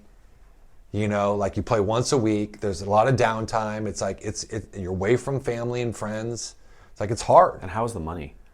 The money, it's decent. Yeah. Okay. I mean, there's a lot of people that are going over and playing that aren't making money. They're they're getting their room and board paid for. It's a stepping stone for them, right? Yeah, for sure. I was fortunate enough to make money. Okay. But there were guys on my team that were making a lot more money than I was making. I got lucky too, because I made the highest. I was playing in Series A1. Okay. So I ended up getting my agent through Steve Lavin. He got me in touch with a guy based out of San Francisco. I go over there. He actually calls me. This was before Thanksgiving, right around this time actually. Yeah. He goes, "I'll have something for you for sure right after Thanksgiving." I said, "Okay, whatever." And sure enough, he calls me on a Saturday. He goes, "All right, can you fly out to Sicily on Monday?" Oh, wow. I'm like, "Holy crap." Better do my laundry. Yeah, exactly. So I'm on a plane on Tuesday, flying out to Sicily. I have a tryout at Messina, which is a Series A1, and really good team. Matt Bonner's on the team. Oh, nice. Longtime Spur. Yeah, of course. We actually shared the same agent. It was crazy how we had the same agent. I remember we had a conversation about it when I was out there. And there was a kid from Kentucky. I forgot his name, but it was like good, high level basketball. Good talent. Yeah. And I was actually feeling really good about how I was playing. I was playing a lot of leagues here. I was working out a ton. Yeah. So I was prepared. I went over there. I thought I played well. I was there for about a week and a half. They didn't sign me. So my agent goes, "Hey, there's another team that you need to go to." He goes, "I got this guy picking you up. Well, actually, you're going to take a bus from Messina. Or no, he's going to meet you at the Messina bus station." So I go, "Okay." So this guy pulls up in a Mini, and like a 2-seater Mini. Yeah. And this little Italian guy speaks no English, and he's like, "Davide?" And I go, "Yeah." See, and so I get in the car, and he drives. First of all, you fit in the Mini? I fit in the Mini. Okay. We drive 2.5 hours to Ragusa, this small town, and I don't think there was 2 words spoken to each other. Yeah. Because I at the time I wasn't speaking. I couldn't speak Italian, but so he drops me off. I'm there. This is at an A2 level team, just a step below. I'm there for 2 or 3 days. I try out there. I play with them, practice with them. They tell me they want to sign me, but we don't have the money to sign you, right? So then I go all the way back to Reggio Calabria. I come back up to Reggio Calabria. So Sicily, Messina's like a stone's throw, like just the Reggio Calabria is tip of the boot, and then Messina's a ferry ride right there on Sicily. Got it. So I go to Reggio Calabria. It's actually Ginobili's old team. That's where Ginobili played. Yeah. So I go there, and I make that team. And they're a Series A, they're an A1 team. And so that's where I ended up signing, playing. Awesome. I had some great people there, really good people. There was a vet there, JJ Eubanks, who was 36 years old, who had played 15 years professionally. His family's there, like he knows the deal. He's a guy that's like playing the year out, and then a French team that's in the playoffs is going to sign him for, right after. Just a hired gun. Yeah, totally. Yeah. Great guy. Yeah. Lavelle Blanchard, who was played at Michigan, was Player of the Year in the Big Ten. He was there. Like guys that and there was a ton of young pros that were in the league that were like 16, 17 years old. Yeah. That were playing in the league. They ended up playing. Ty Sedney was in the league. Oh, nice. Yeah. So it ended up being a great experience. I really enjoyed it. I was there. I ended up being out there for like 9 months. Kind of like I touched on earlier, it was 2 practices a day. Yeah. Played once a week. We played on Saturdays. You had Sunday off where everything was closed. Yeah. So, but the people in Calabria were phenomenal. Like super friendly, passionate about the game. I got to travel throughout Italy.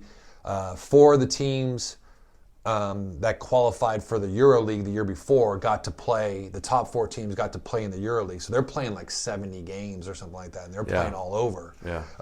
We're only playing in the Italian league, so we're playing like maybe 30 games or something like that.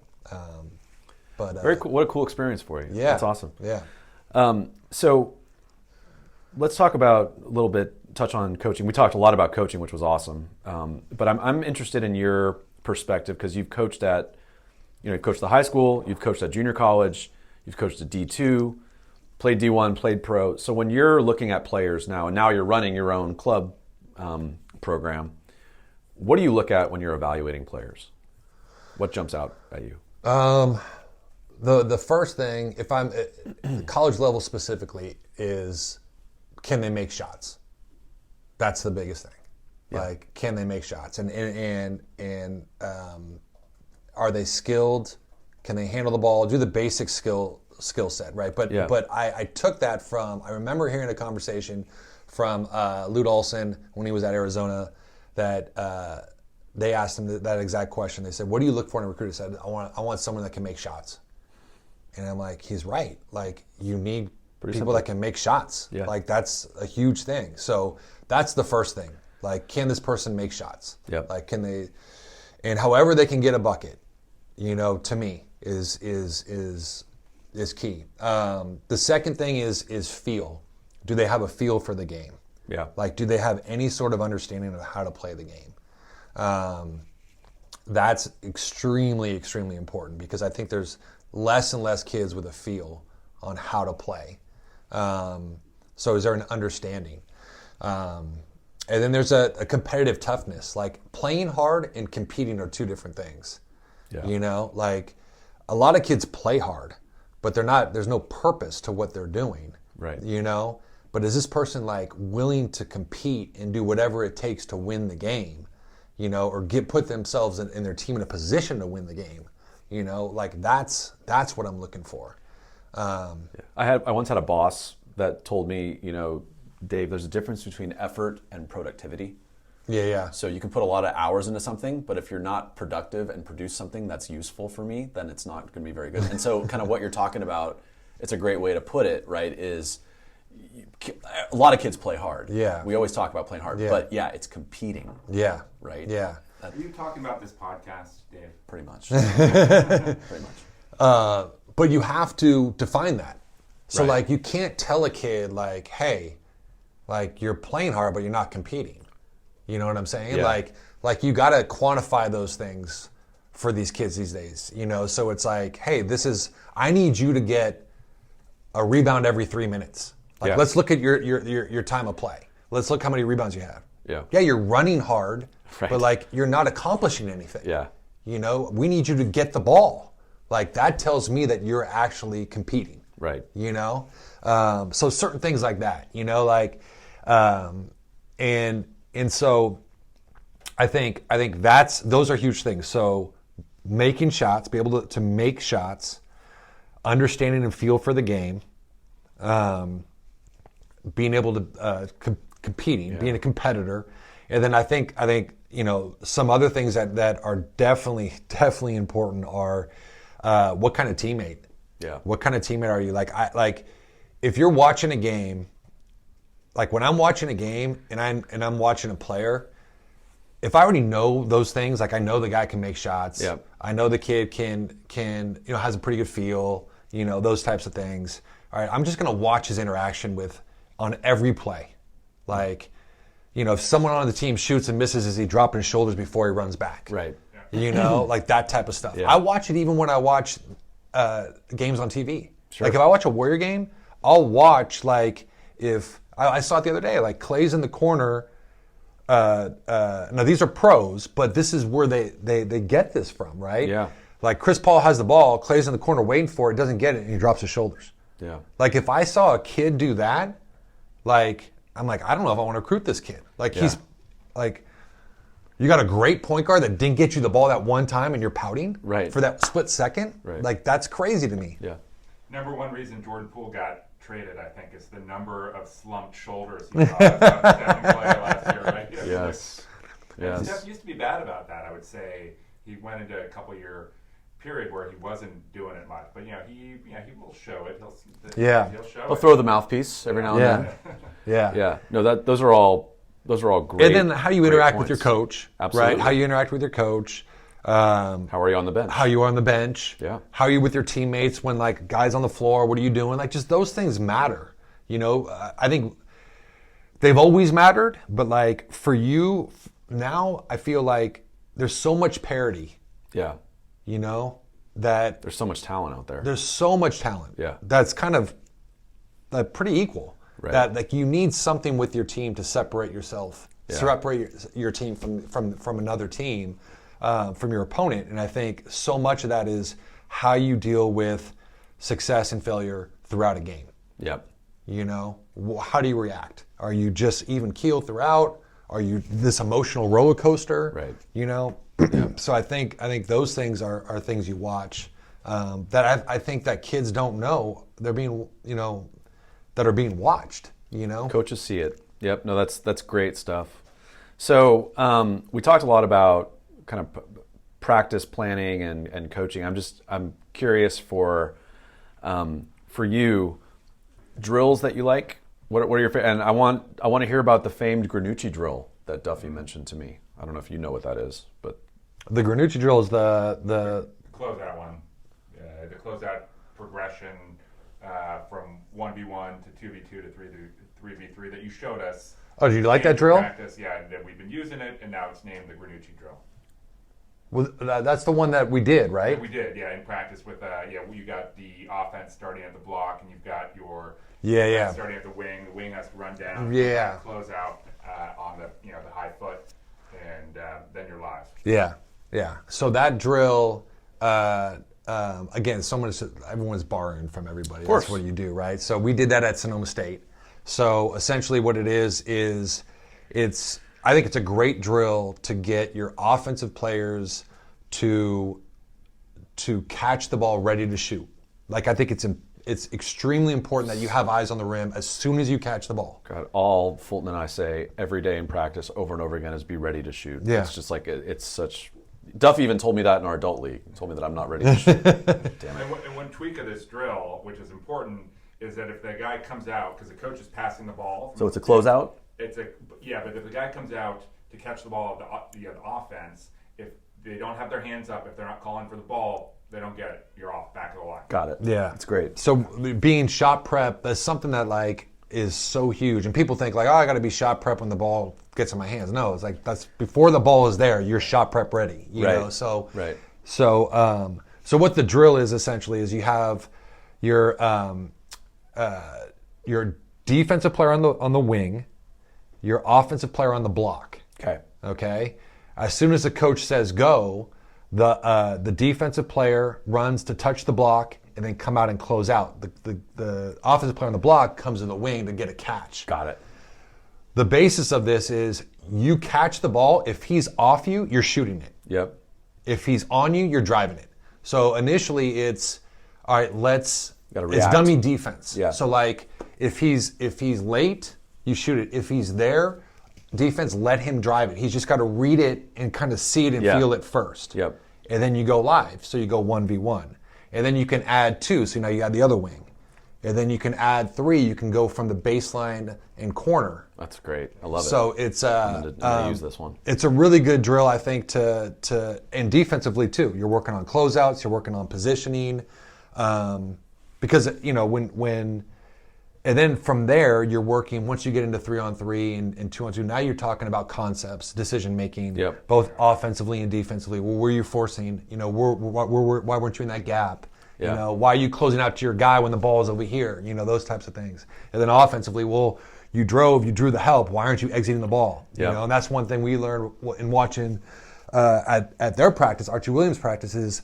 Sometimes they were shooting tough 2s. Like that's the whole thing now is like let's get to the basket and let's try to shoot these tough 2s instead of just exiting the ball for a warm up 3. Make the extra pass. Yeah. Yep, so more. Awesome. I love that. Okay, Dave, I want to give you a chance to Talk to us about 707 Premiere. Yes, I started this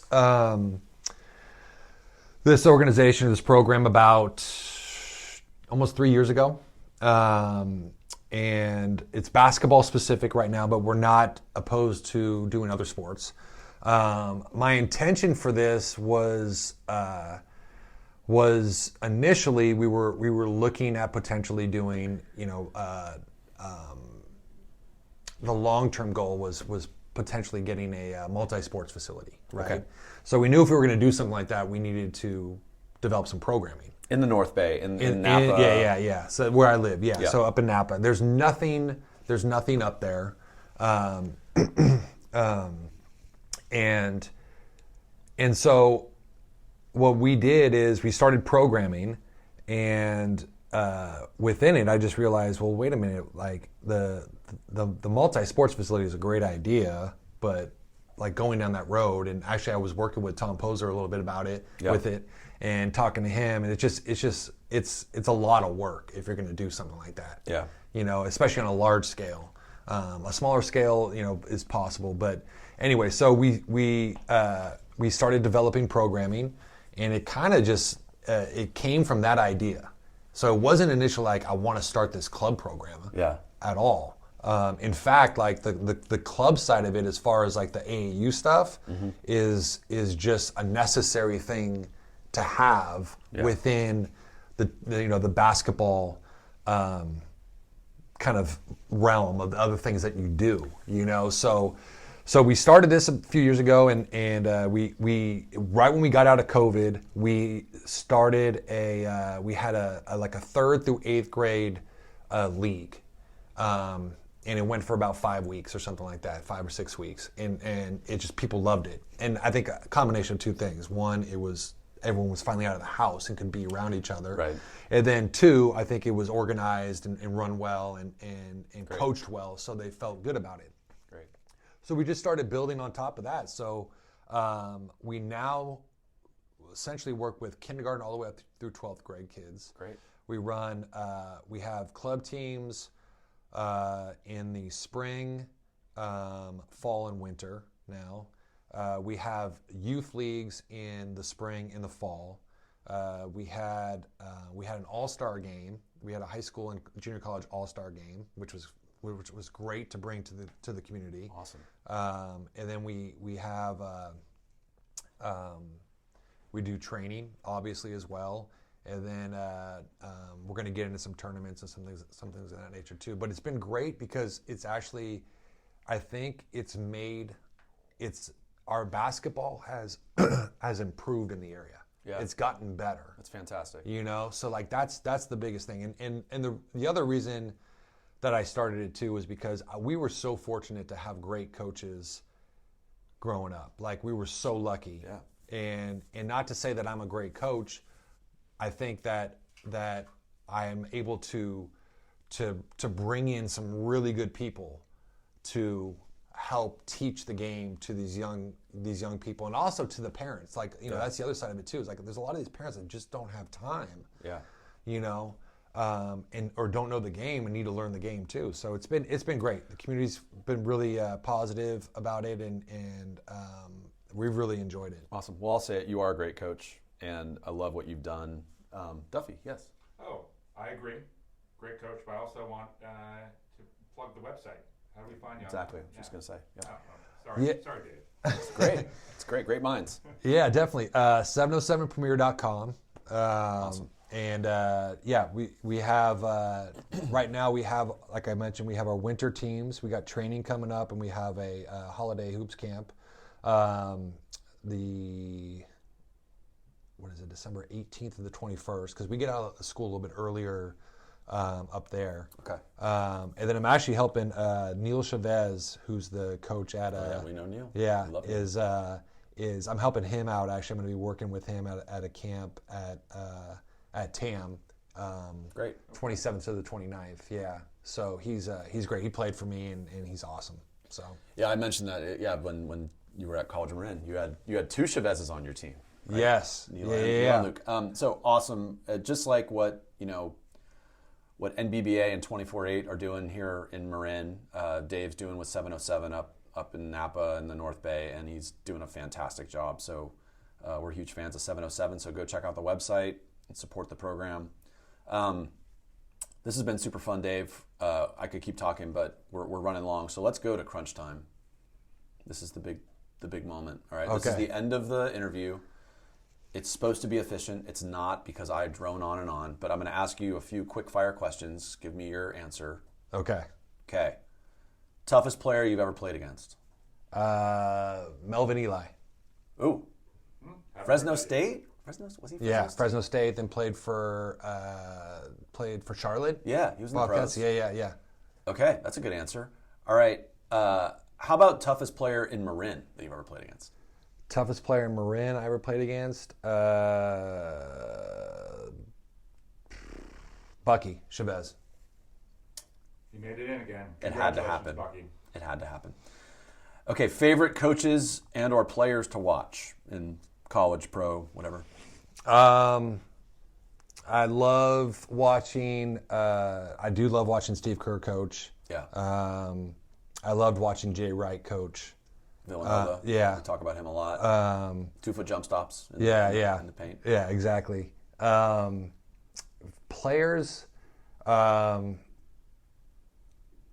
don't know if I enjoy, I don't know how many players I really enjoy watching right now. I'm a big Warrior fan. Yeah. So, I hated Chris Paul. Yeah. But because he's a Warrior and watching him play right now, his assist to turnover ratio is 9-1. It's unbelievable. Yeah, I'm totally in the same boat. I used to hate him, and now I love him. Yeah, it's nuts. Yeah. Yeah, so I'm actually enjoying watching him play. Nice. Yeah. Favorite gym in Marin? Drake Gym. Okay. Yeah. Cool. Good talk. Okay. And the Pavilion. Fairfax Pavilion. Yes, Fairfax. Where it all started. Yes. All right. I have a story about that. I'll save it. Dream team. You're playing pickup, the old Drake outdoor courts. It's you and 4 others. Who are you playing with? Buck. I'd say Buck, Mike, Hayward. That's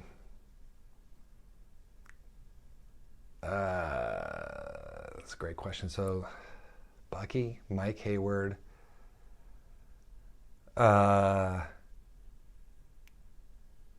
We need a guard in there. Well, you can bring it up. I guess I could. We can go big. DeVore was a beast. Yeah. This is a very Drake heavy team. I like it though. DeVore and you need a little guy. You need somebody speedy. But it's got to be guys that played during that time, right? Well, it could be anybody. Well, no, It could be Chris Paul. I mean, It's more fun if it's Marin guys. Well, no, I want it to be Marin guys, but I also want it to be guys that played in that era too. Yeah. So they know. I mean, it's. You could have. It sounds like they're gonna go 4v5. No. We got to go. We got to go one with somebody else. You could go Chris Fulton. You go Mike Fulton. You go Steve Spencer. Go Jimmy Saya. Yeah. But see, I didn't see those guys play. Yeah. Go Mike Bravelli. I don't know. Paul Trevor. Paul Trevor, okay. He'll handle it for us. Lockdown defense. I like it. All right, who wins a game of Granucci horse? I think John. John's got some trick shots. Like he messes around and does some things as far as like just I think he practices that from time to time. I think he does. Yeah, he's an annoying guy to play horse with. Yeah. So I'd say John does. Yeah. All right, awesome. Duff, do you have anything else for crunch time? Well, I see a couple more questions on the list. Are you skipping those? Do you want me to go for them? Okay. Give one. Favorite coaching like quote, expression, one-liner, aphorism, whatever. It's so funny because, and I know I don't want to be long-winded, but I make a point like not to try to read anything coaching related. Okay. Because I don't want to be influenced by somebody else. I want to make sure it's like it's my personality. You. It's me. Yeah. But I'll take it from Jim Bravelli because he did mentor me when I got the job at College of Marin. At College of Marin. Yeah. So I'd say KISS, keep it simple, stupid. There you go. Okay, that's my number one. Yeah. Simple, stupid. All right, last one. This isn't on the list, but I like to ask it. What's your favorite restaurant in Marin? I've never had a bad meal at Buckeye. Okay, that's 2 days in a row. 2 days in a row. Karen Horsemeyer said the same thing. Dave Granucci, you're the man. Love your perspective on playing, coaching. You're a thoughtful, awesome dude. And this was great stuff. Listeners support 707 Premier. And this is great. Duff, anything to add? Thank you for driving down from Sonoma today to be with us, Dave. Yeah, thanks for having me. This is awesome. Thank you. All right, man. Thanks. Yep. All right. Thank you, Coach. That was awesome. And Coach Dave, what did you think about our friend Coach Dave? As I said, I love that discussion. Thought it was really fun and really insightful. I'll point out of the many things I could talk about, the two things that jumped out to me. One, I really love his discussing the difference between playing hard and competing. And I've used that one a lot the last couple of weeks with our San Domenico girls. We were down in San Diego playing against really, really good teams. And I was just emphasizing to us the importance of not just playing hard, but competing. So playing hard is, running, sprinting the floor and trying to get the rebound. Competing is actually getting the rebound or finishing that layup, right? And I thought Dave did a great job of talking about that. And then the other thing was I really enjoyed his discussion about Harry Panazopoulos at City College and what a amazing coach he was and how formative he was to Dave Granucci's career as a player and coach. And just that Harry had this combination of believing in you and instilling confidence in you, but also being a disciplinarian and not letting mistakes slide. And that's a really hard balance to strike. And it sounds like Coach Panazopoulos did a great job of striking that balance. Right, and it's really hard to do and be authentic at the same time, right? Exactly. Because as a coach, most coaches would tend one way or the other, right? And not have the balance. And if they're going for the balance, it might be manufactured. And if you're manufacturing it, the kids will know, and then you start to lose them. Exactly. It's tough. I just thought that was cool. What do you got, Duff? Well, I talked in the interview about a number of, Coach Granucci's attributes and drills that he brought to our practice at Archie Williams. I won't go into depth of those again, other than to say that he had a pretty significant impact in a brief amount of time with our boys, and we're still doing the Granucci drill.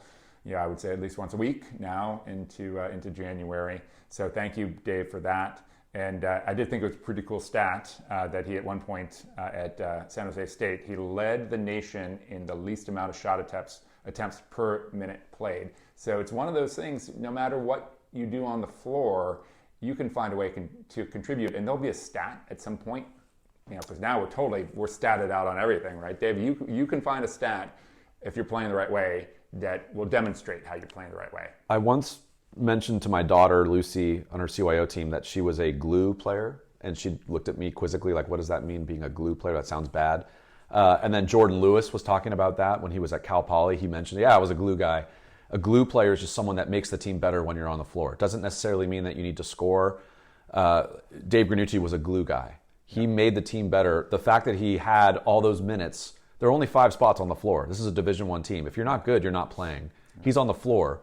He's not taking a lot of shots, right? So Maybe that's because of the offense they ran, or there were other guys who were better shooters. But I thought that was a really interesting statistic, and it just shows you the guy got a lot of minutes because he was a glue guy, and that's important. Absolutely. My daughter Haley, by the way, also a glue girl. When she was in CYO, she used to be the one who'd get out the glue gun before the game. Oh, literally a glue player. Okay. Yeah, she's pretty good with the glue gun, but she'd put together like the signs and the other promo stuff for the team using the glue gun. But yeah, we have talked about having an episode dedicated to that. We have. And we should do that. We totally should. Absolutely. Not everybody can be a KK, dropping 30 a game. Yeah.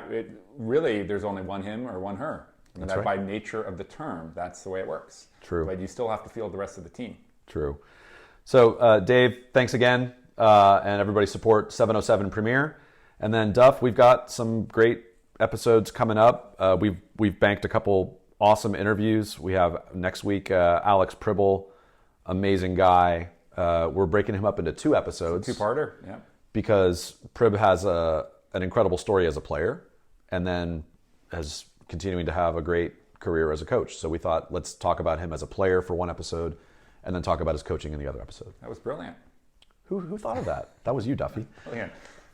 Yes, and then just this week, we had a great interview with Coach Honick, Jonas Honick, legendary coach at Branson and now at Prolific Prep. Prolific Prep plays on ESPN2 this weekend at 4:30 p.m. on Saturday. On Sunday against Montverde and Cooper Flagg, who is the hands-down #1 high school player in the country, who's going to Duke.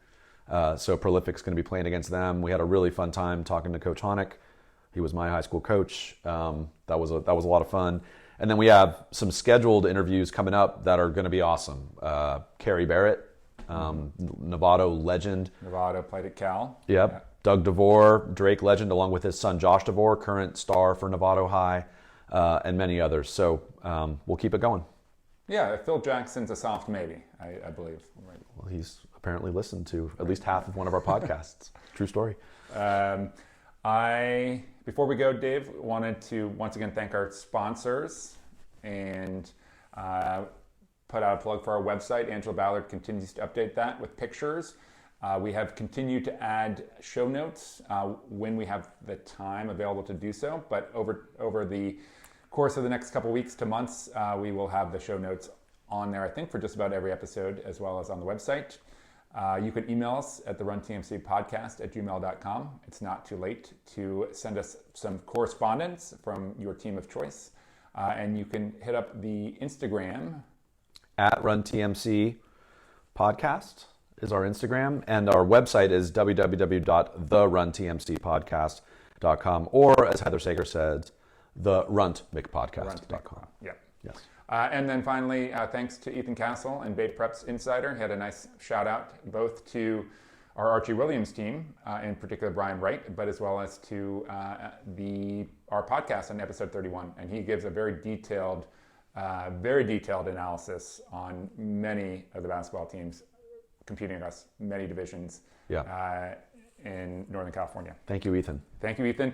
Last little announcement I'll give Dave, and I found this from Ethan, is if you're looking to go out of county for basketball this weekend, there is the Martin Luther King John Lewis Memorial Tournament at Miramonte High School. And that is Saturday, starting at 12:30, running all the way until 8 p.m. And you have teams like Northgate, Granada, Lincoln, Miramonte, Marin Catholic, San Ramon Valley, and Archie Williams all participating. So that should be a good day of games. Those are for our Marin fans who, quote unquote, travel, as Kevin Vasquez once asked me, do you travel? Yes. And the answer is yes. So this has been the Run TMC podcast, the Marin County podcast, a podcast about basketball. And we thank you, listeners, for sticking with us. And once again, big thanks to Coach Granucci for being an awesome guest. Take care, everybody. Goodbye. Burke's on his feet. He looks up and gives me a grin and says, "Hey, dude, you too must be from Marin."